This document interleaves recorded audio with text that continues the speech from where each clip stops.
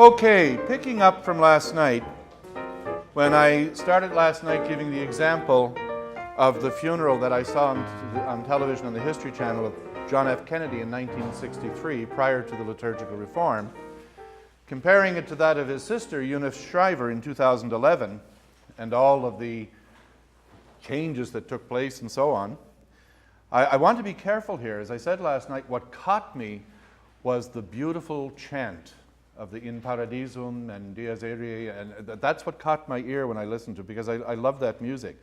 But don't misunderstand. I was not using that example as saying, let's go back to the way it was. Not at all. And especially in this area of Christian funerals. I once saw a wonderful cartoon in the now defunct British magazine Punch. And it had a picture. The cartoon was of the coffin in the middle aisle in front of the altar, covered with a huge, heavy black damask cloth, surrounded by 3 candles on each side. And I remember these, and those of us over a certain age must remember these. Those candles were 8 feet tall. The holders were black, and then the candles and they were 8 feet tall. And then, in the cartoon, you have a priest in black vestments with a face on him like 7 days of stormy weather, billows of incense all over the place, 2 altar boys with looks of absolute terror on their faces, with the strains of Dies Irae coming from the choir loft, and the caption of this cartoon was, "I am the resurrection and the life." It was so incongruous that what was being said did not match what was being seen and experienced. And this is important in terms of what I was saying last night about symbolic communication. We're talking about transmitting or facilitating access to the great mystery here. You see, one of the arguments I get with people who want to go back, and they'll say, well, the old had a greater sense of mystery. And I don't mean to be saucy here, because there were wonderful, rich elements in the past. But it's not Alfred Hitchcock.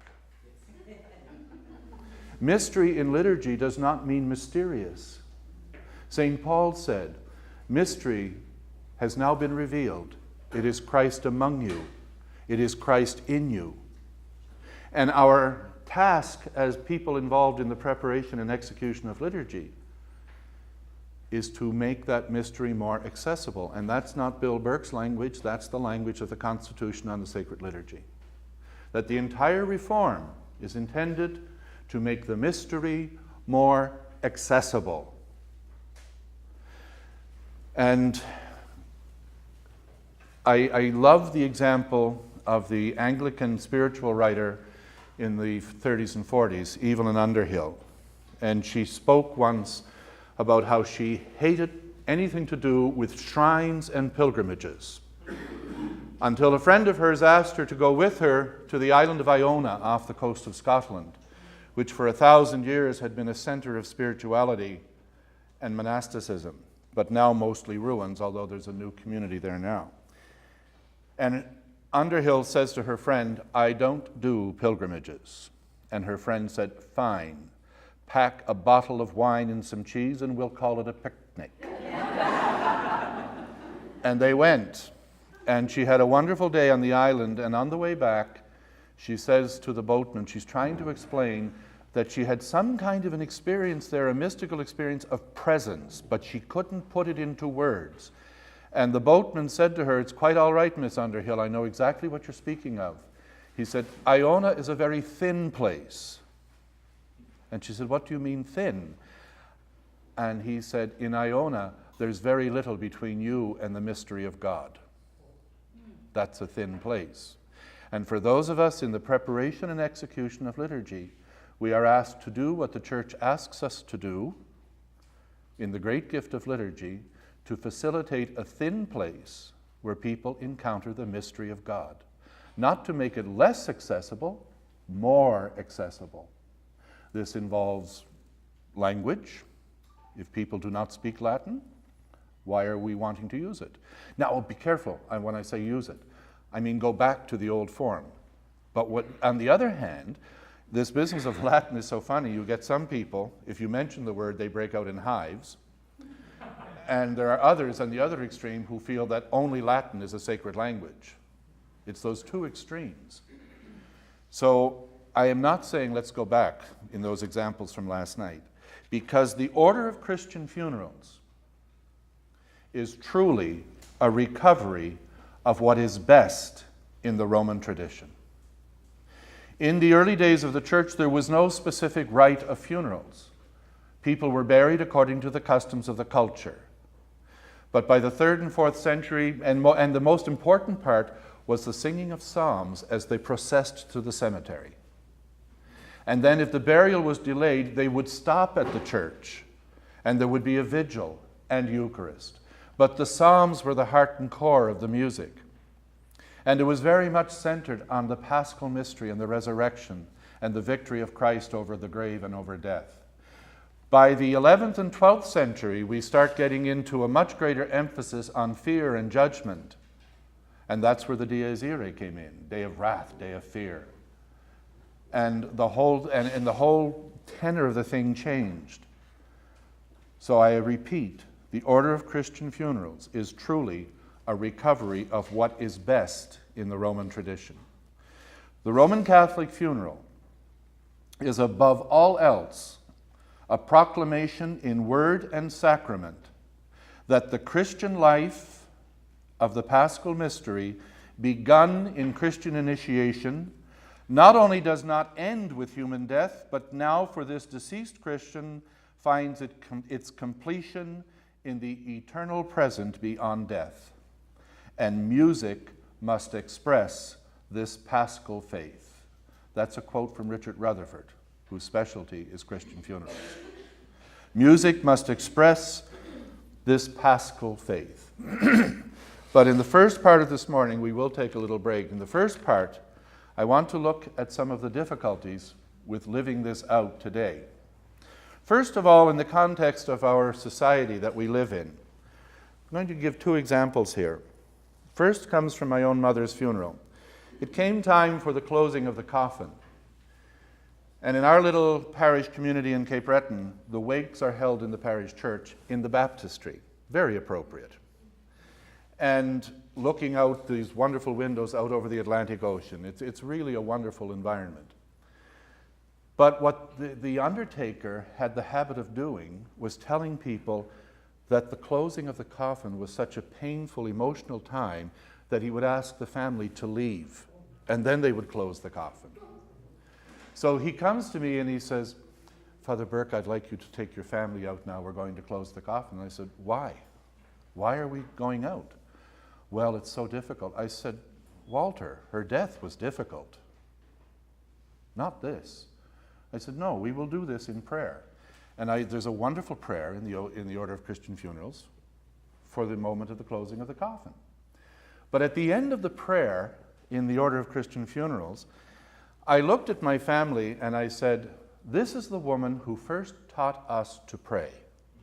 So we will say goodbye to her with her favorite prayer." And her favorite prayer was, "Hail, Holy Queen, hail, Mother of Mercy, our life, our sweetness, and our hope." The Salve Regina that the prelude on the organ last night at evening prayer did so beautifully. So I started the prayer, and I realized partway through, the only ones saying the prayer with me were people over the age of 50. And I just noticed that. But anyway, after the funeral, my niece came up to me, a newly minted teacher, 26 years of age at the time, and she comes up to me and said, "Uncle Billy, where did you get that beautiful prayer?" And then she says, "Did you make that up?" I'm not that old, dear. She had never heard it. And then she went on to say, "I love that prayer. Can I get a copy of it? It said everything that was in my heart." And I realized then, and as I've realized in other occasions and in other circumstances, we have at least 2, if not 3 generations of Catholic Christians who have been cut off from much of the rich treasury of our tradition. They're not aware of it. And Now, I'm not saying the Hail Holy Queen is the core of our faith, but it's an example of some of the treasuries of our tradition, and people are cut off from it. Where that gets serious is when I think of coming down here on Saturday. I saw them all along the 401. Roadside shrines. And what do you normally see at a roadside shrine? Always a cross. Always. Usually flowers. If it's a child, a teddy bear. And I'm willing to bet that many of these shrines are put there by people who have nothing to do with the liturgical practice of the faith. And yet it indicates that there is an innate need in us for ritual, particularly at these moments of transition of birth, marriage, and death. It's coded into the DNA of creation. Ritual is coded into our DNA. And so when these things happen and people are not surrounded by the gift of the liturgy of our church, when it's not part of their experience, they reach into their past or things that they've seen for something that gives comfort. Something that gives comfort. But there's a problem here for us in terms of those of us who do prepare the Christian celebration of funerals. If you look I bet if you picked up any newspaper in North America today and went to the section on obituaries, this is what you would read in most cases. We're going to say that the man's name is Joe Smith. Joe Smith has died. The obituary will often say, there will be a celebration of Joe Smith's life in St. Michael's Church at such and such a time. It doesn't say there will be a funeral. It says there will be a celebration of Joe Smith's life. Now, with all due respect to Joe Smith, it's not about him. And I let that stand in all its sauciness. It's not about him. This is not the Catholic understanding of a funeral. In our understanding, a funeral celebrates the great mystery of the death and resurrection of Jesus Christ. It celebrates the fact that Jesus died for us in total obedience to the will of his Father, and that sin and death would be conquered by this act of sacrificial love. He did so because of the unbelievable love of God for us, a God who wants us to share in his own life and to share it to the fullest in all of eternity. And Joe Smith was one of those people initiated into that great mystery at baptism, was nurtured in that faith and mystery throughout his life in the Eucharist and in the liturgical celebration and sacraments of the Church. And now in death, he has passed over into the fullness of that mystery. And we, who are still journeying en route to that fullness, we hand our loved one over to God's love and mercy, and in doing that, our own faith in the mystery is deepened. That's a Catholic understanding of a funeral. It is not a celebration of Joe Smith's life. It is a celebration of the death and mystery, resurrection of Christ, and how Joe Smith has been inserted into that great mystery. We have to recapture and strengthen the time of death and the Christian funeral as a deeply religious moment. A deeply religious moment. A little aside here. I know every one of us in this room has heard the phrase in the last 30 years, I'm spiritual, but I'm not religious. Sound familiar? If you look at the Latin root of religion, religere means to bring back together, to tie together liturgy and life. It's not about Joe Smith. It's about Joe Smith being incorporated into the mystery of Christ. It's bringing back together. Because if it's just about Joe Smith, we're in trouble.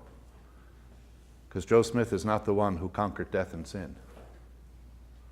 It's to tie back together. And so I repeat, we must recapture and strengthen the time of death and the Christian funeral as a deeply religious moment. We have much more to offer to people than roadside shrines. The great American liturgist who died about, 20 years ago now, Father Eugene Walsh, He was giving a conference in my home diocese of Antigonish one time, and at the end of it, someone said to him, "Father Walsh, if you had to sum up the Christian message in less than a minute, how would you do it?" And Jean looked out and said, "God loves you, and because God loves you, you will live forever. If you get a better deal, take it."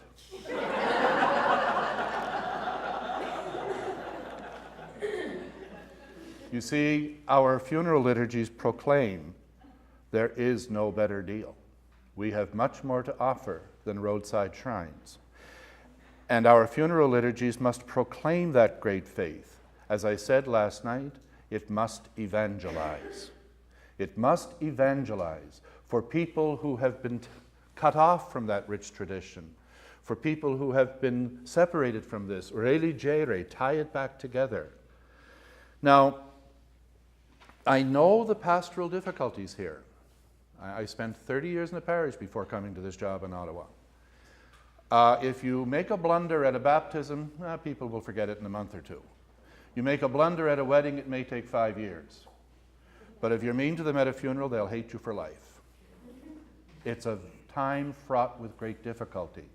And yet, as I was saying last night, we have to walk that tightrope of maintaining the integrity of the rite while being pastorally sensitive to people in great grief. But we don't maintain integrity of the rite for the sake of the rite. That's legalism. And legalism is deadening. We maintain the integrity of the rite because we know what a treasure this is we are offering to people. We have much more to offer than roadside shrines. If we slip into legalism, I guarantee you, we will hurt people. But we have to keep constantly within our sight the richness of what we have to offer.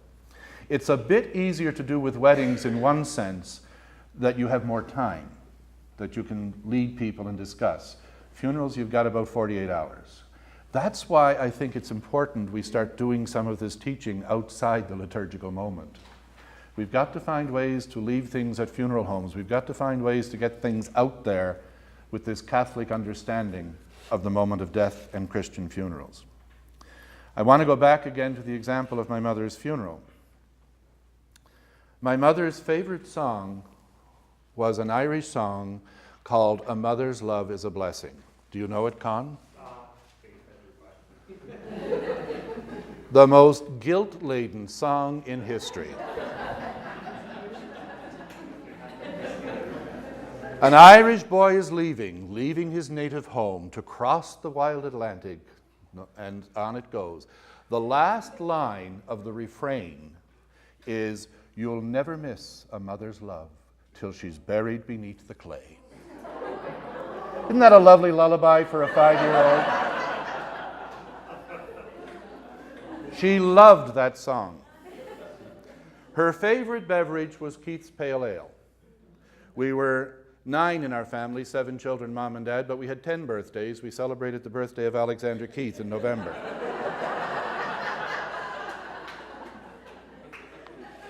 At her funeral, after the funeral was over, we gathered in the house, in this house where she had loved and nurtured her family. And in that house, we opened a case of Keith's. And within an hour, we sang what we thought was the best rendition of A Mother's Love we'd ever done. We told stories about her, we laughed and we cried. And it was a wonderful healing thing to do. But 2 hours earlier in the church, that's not what we needed. We didn't need to hear stories about Mom. We knew them better than anybody else. In fact, 3 days before she died, she had kind of a lucid period. And I got home from Ottawa, and when I went in, she said, "Let me make something clear. There'll be no eulogy at my funeral." She said, "Since they started that 30 years ago, I never heard such a pack of lies in my life."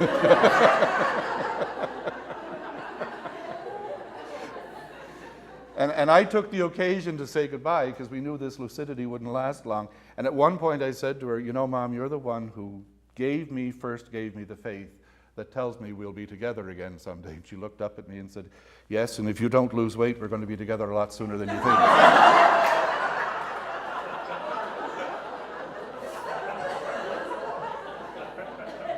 This was a very down-to-earth woman.